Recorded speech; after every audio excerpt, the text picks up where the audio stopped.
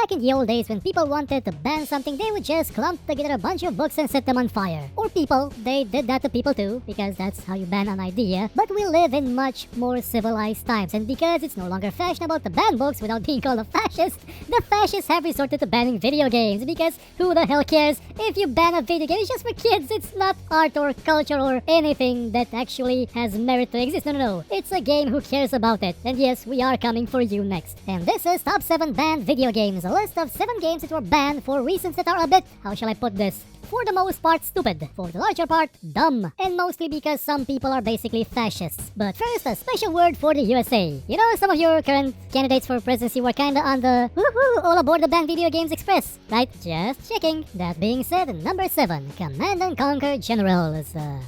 This game had some trouble in Germany, because they're Germans, they ban video games for a living. But it was released there after a few modifications that removed any notion of terrorism. However, the game is still banned in China. Yes, China. One of the factions that's actually playable in the game. A faction that is not portrayed badly, it's playable. You're the hero as China. You can fight against terrorism and win and be victorious. Also, bits of China get blown up, like Tiananmen Square and Beijing. And it seems the Chinese didn't like that because, how shall I put this? Their government is a bit like that Drax guy from the movie with the talking raccoon. They don't get metaphors, they don't get fiction, because they're communists. Of course they don't get it. So they banned the game, even though they're a major part of the game. And not the enemy, the protagonist. They fight against the evil people and win. Well, they win by nuking the enemy, but still, they win. And yet the game gets banned. Imagine if every nation or state or city that had been destroyed in a video game were to ban that video game. Well, oh yeah, the United Arab Emirates kinda did that with Spec Ops The Line, but just imagine how few games would be sold in New York.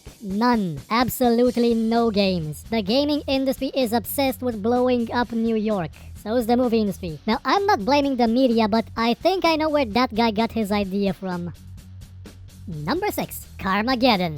The British. They drive on the wrong side of the road and yet had the best, absolutely best show about cars ever made. Until it got cancelled because of punching people in the face. And yet, these people were totally against Carmageddon. Why? It's basically a Death Race 2000 video game. I mean, the third one was called Death Race 2000. And that movie wasn't banned in the UK. But this game was. They banned it for a while. They edited it. They put zombies instead of people. They added green blood. They basically Germanied it to hell. Why? Do they think that playing this game will make you violent and drive like a maniac? No, Top Gear does that. After watching Top Gear, how many of you don't have the urge to just, I don't know, crash into a caravan? Or Mr. Bean. After watching Mr. Bean, don't you just get the feeling to, I don't know, flip or land Robin once in a while? And I don't mean flip it a bird, I mean just crash into it and flip it. But no, Carmageddon was evil and had to be banned, had to be changed, had to be eek. And yes, eek is a technical term meaning, what the hell, people? Fortunately, things have improved for Carmageddon with time, the most recent version not being banned anywhere. It's working just fine, filled with all that explosive violence we crave for in video games and media in general, as it helps to keep dropping that murder statistic from year to year.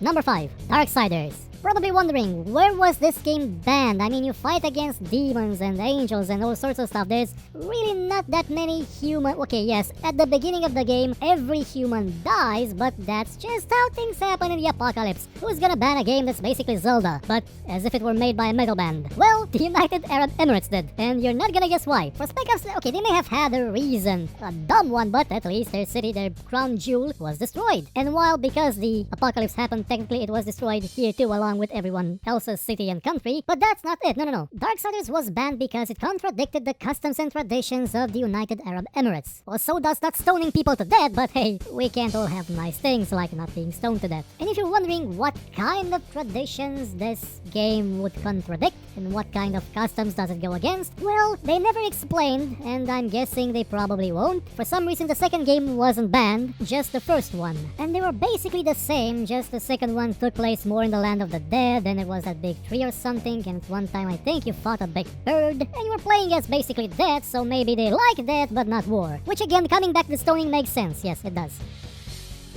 Number 4, Medal of Honor Warfighter and Black Ops 2. Now, I haven't played either of these games myself, but I have played the first Medal of Honor reboot game, and people keep telling me that the second one was even worse, so having it be banned isn't really that much of a bad thing because hey, it was awful, screw Electronic Arts for making it. Black Ops 2 on the other hand I heard was okay, so why and where are they banned? Well, they're banned in Pakistan. Why? Because they apparently negatively depict the people of Pakistan, the government, and well, the country. Which is, in hindsight, a bit just tiny, itsy bitsy, teeny little bit ironic because, well, I don't mean to ruffle any feathers and get myself put on a no-fly list or something like that, but didn't something happen in Pakistan that sort of painted the entire country and government in a really not that favorable light recently, a few years ago? I mean, it had something to do with a guy who may have been inspired by all these movies and video games about blowing up New York to do something really, really unpleasant that basically wasn't very nice. Bin Laden. They were hiding Bin Laden for years. He was hiding right there in a mansion, left alone by the authority. He was there. They knew he was there. And yet these games made him look bad? Just how bad are we talking about? I mean, come on. These games probably made them look like, I don't know, Hitler or something. Because you can't really go anywhere else from being an ally to a country that was actively looking for that man for a decade. So I'm guessing in those games you fought against a Pakistani Hitler. Sort of like a mecha Hitler, but with a better hat.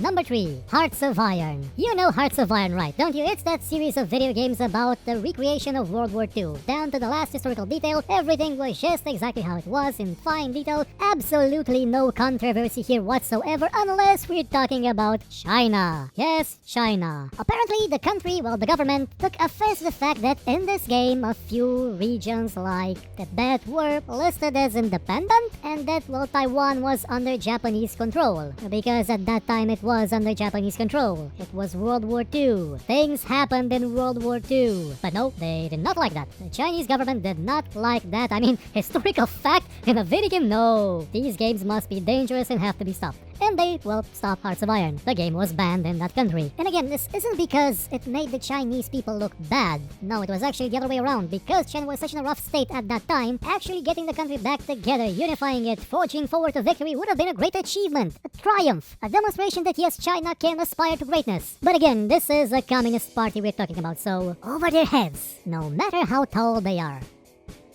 Number 2. EverQuest. Now, when a new MMO is released, some countries often take offense to them. I mean, China took offense to World of Warcraft having some of the supernatural elements toned down, like having skeletons not be actual skeletons because, well, they don't trust their people to be smart enough to actually not believe in skeletons. But this game was not banned in China. Oh no, it was banned in Brazil. And you're probably wondering, why would Brazil ban a game in 1999? Was it even sold there? Because, from what I know, they don't have that good a relation with importing video games. And you'd be right, it wasn't banned in 1999. Technically, it was never actually sold there. It was banned in 2008, along with Counter-Strike, but that game was unbanned. EverQuest, however, was still banned. And you're probably wondering, why would someone ban EverQuest? I mean, it's EverQuest, it's just an MMO, there's nothing bad in it, there's just some grinding and some theme park elements which were then used to basically drive the genre into a grave from which it would never spring from again. Well, the reason was that it leads players to a loss of moral virtue and takes them into heavy psychological conflicts because of the game quests. Now, I ask you, because I didn't play that much EverQuest, was this a game where you at one point, I don't know, had to kill someone by decapitating them and then showing their heads, their floppy, bleeding heads, to their wife? Because that's what I did in Star Wars The Old Republic, Bounty Hunter. Because playing as a Jedi was boring as shit. But is that game banned? No, I think. Brazil has some issues with violent games to the point where if you sell or try to sell Bully the video game, you actually get a fine. I actually have a speculation as to why EverQuest was banned after 9 years. The judge may have been a World of Warcraft fanboy that was tired of hearing that EverQuest invented the theme park MMO style. I know some people that would actually do that if they had that kind of power. Yes, I know some really crappy people. Number 1. Grand Theft Auto 5. While the original game was a source of controversy, it was never actually completely banned anywhere for much time. Sure, people tried to ban it and every other sequel it ever had, but only once did it actually work, in Australia, where people signed a petition to get it banned from sale from 2 stores and succeeded. Why? Because it depicts violence against women. Yes, the game where, how shall I put this, Trevor, in his first scene, stomps over a guy's head and kills him, depicts a lot of violence against women. Well, yes, that one lady walks into a jet engine, but there's also that part where Trevor tortures someone nearly to death in very horrific ways. What I'm getting at is, this game depicts violence against everyone. There's no escaping it. Everyone can get shot, burned alive, blown up, shot again, blown up some more, run over, and killed to death with a golf club repeatedly. Sure, there was also the aspect that you could hire a prostitute and then kill her, but the game didn't tell you, okay, now kill her. No, it let you be as much of a psychopath as you could. Like, I don't know, driving a tank down a freeway and just murdering everyone in your path, or flying a helicopter were armed with missiles and machine guns. But no, this game depicted just violence against women and had to be banned for it. And people cheered. Some people actually cheered this as a victory for decency and, oh, think of the children. You know the kind of people. The kind of people that would be okay to going to that weekly book burning club. And hey, while we're at it, let's, I don't know, hit in the face with a ring some people that wear glasses because they seem like they could be smart enough to cast rebel for the government. You laugh, but that's what actually happened in some places. That's it for this list of the top 7 banned games. I'd like to give a special mention to Night Trap, which was one of the first games to be utterly hated by the government in the USA and repeatedly almost sort of kind of banned. In a very stupid way because the game was not in any way what people were making it out to be. But hey, if fascists actually try to properly represent the thing they're trying to ban, then they wouldn't be able to ban it. Now, would they? If you enjoyed this show, hit the like button, subscribe, and share it with your friends. Or, if you thought it was horrible, then share it with your enemies and make them suffer. We shall be your weapon of vengeance. But if you liked what you saw, you could, I don't know, maybe donate, because basically YouTube is horrible at revenue, by using the link in the description, or just buy my book. It's a fantasy book about, well, a lot of stuff. I guarantee it won't suck, and if it does suck, you can find me here and complain about it. Unlike some game developers, Ubisoft, I'll actually listen to your feedback.